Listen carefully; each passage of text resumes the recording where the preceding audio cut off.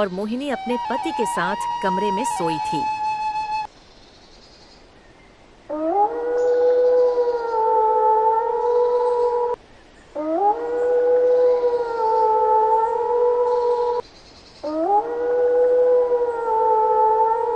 अरे ये सियार कैसी बातें कर रहा है? आखिर ऐसे कैसे हो सकता है? कहीं ये सियार सच तो नहीं बोल रहा। मुझे चलकर देखना चाहिए। मोहिनी आधी रात में ही जंगल की तरफ निकल पड़ती है।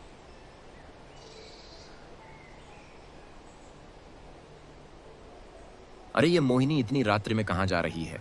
मुझे इसका पीछा करके देखना चाहिए।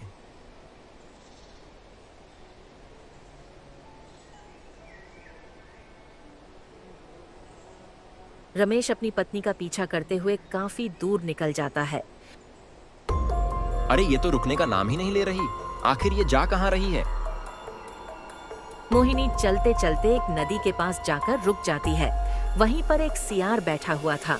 अरे ओ सियार भाई, तुम क्या बोल रहे थे?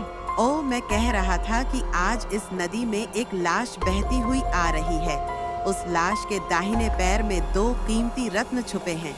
यदि कोई भी व्यक्ति मेरी इस बात को सुन और समझ रहा हो तो वह उस लाश को नदी से निकालकर उन दोनों रत्नों को खुद ले ले और मुझे उस लाश को दे दे ताकि मैं उस लाश का मांस खाऊं।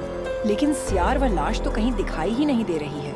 अपनी पत्नी को सियार के साथ बातचीत करते देख रमेश सोच में पड़ जाता है। अरे ये कैसी स्त्री है? ये तो एक सियार से बात कर रही है। कहीं ये कोई डाइन तो नहीं? अरे जरा उधर देखो, लाश उधर से बहती हुई आ रही है। मोहिनी ने जैसे ही देखा तो एक लाश बहती हुई आ रही थी।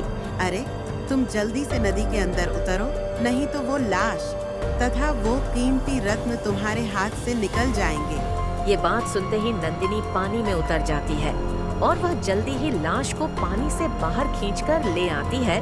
अरे वाह वाह वाह, तुम तो कितनी बहादुर हो। मैंने तुम्हारे लिए लाश को बाहर निकाल दिया। अब तुम मुझे उन कीमती रत्नों को इसकी टांग से निकाल कर दो। अरे नहीं नहीं, मैं उन रत्नों को नहीं निकाल सकता। यदि मैंने अपनी पापी मुंह से उन रत्नों को छुआ तो वो दोनों रत्न गायब हो जाएंगे।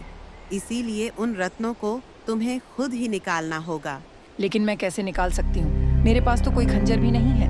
वैसे मेरे हिसाब से यदि तुम्हारे पास कोई खंजर नहीं है तो तुम अपनी दांतों से ही इस लाश की चमड़ी को फाड़कर उन दोनों रत्नों को बाहर निकाल लो। अरे बाप रे, मैं अपने मुंह से इस लाश को कैसे काट सकती हूँ? अरे बहन, तुम ज्यादा विचार न करो। जैसा मैं कहता हूँ वैसा ही करो। सियार की यह बात सुनकर मोहिनी ज्यादा कुछ नहीं सोचती।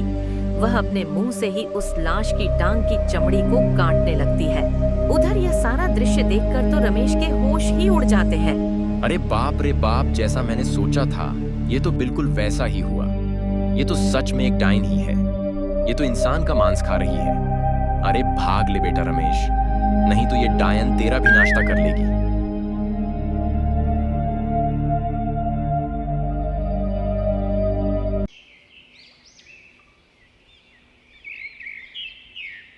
अरे बेटा रमेश, ये कैसी बातें कर रहे हो? अभी 2 महीने पहले ही तो तुम्हारा विवाह हुआ है और आज तुम बहू को घर से भगाने की बात कर रहे हो। पिताजी, मैं एकदम ठीक कह रहा हूँ। मुझे इसके साथ नहीं रहना। आप इसे आज इसके मायके छोड़ कर आओ।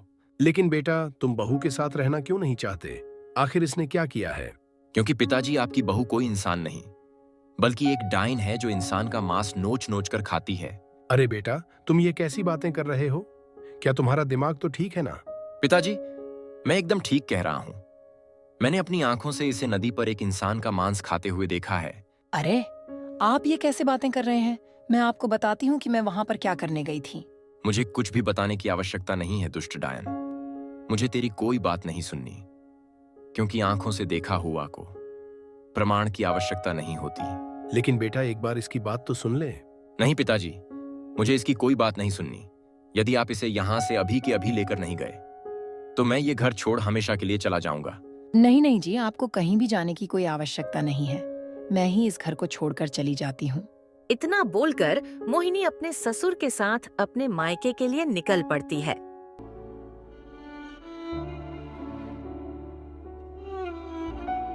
वह दोनों चलते चलते काफी दूर निकल जाते हैं।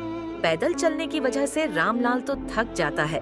अरे बेटी, मेरे पैर तो इससे आगे बढ़ना ही नहीं चाह रहे हैं। अब तो मैं पूरी तरह थक चुका हूँ। हम ऐसा करते हैं, थोड़ी देर उस पेड़ के नीचे चलकर आराम कर लेते हैं, ठीक है फिर आगे पिताजी, का जैसा आप सफर तय उचित समझें। करेंगे। इतना बोलकर वह दोनों पेड़ के पास जाते हैं।